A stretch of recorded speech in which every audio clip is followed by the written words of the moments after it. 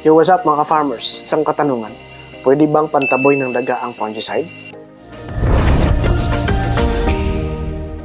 Nagkalat na naman ang mga daga sa bukid, pero alam nyo ba na may isang fungicide na kakaiba ang power, pangontra sa fungus at pangtaboy din sa daga? Ka-farmers, welcome sa Farmer's Choice Agri. Dito, basta ani at kita, good choice starts here. Ang fungicide na tinutukoy natin ay ang tetra-methyl-thioram disulfide o mas kilala bilang Vanguard ATWG. Bukod sa pagiging proteksyon laban sa fungal disease, may matapang itong amoy na ayaw ng daga. Kaya madalas itong ginagamit bilang seed treatment para hindi tukain ng ibon o kagatin ng daga ang bagong tanim na butil.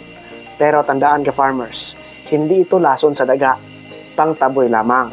Hindi ito rodenticide. Pero kung gusto mong masiguradong kontrolado ang population ng daga, gamitin ito kasabay ng mga rodenticides, traps at syempre panatilihing malinis ang paligid ng taniman.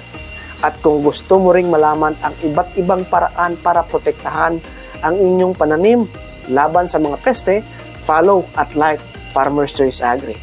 Lagi tayong may bagong tips at produktong subok na maaasahan. Kita-kits sa susunod na video. Happy farming mga ka-farmers!